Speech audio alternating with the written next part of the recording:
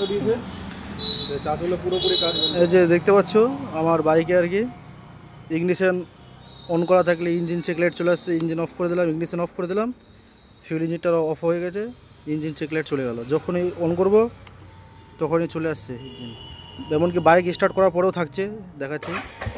এই যে bike start করলাম, চলে গেল লাইট, এবিএসের লাইটটা চলে যাবে রানিং অবস্থায়, কিন্তু ইঞ্জিন চেক লাইটটা থেকে যাচ্ছে।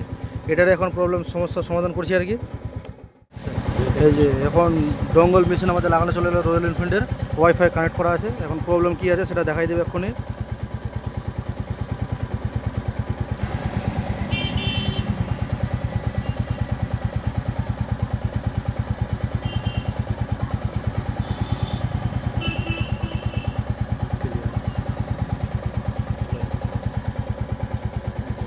এখান থেকে ক্লিয়ার হয়ে গেল, এখান থেকে ইঞ্জিন চেক লাইট চলে গেল।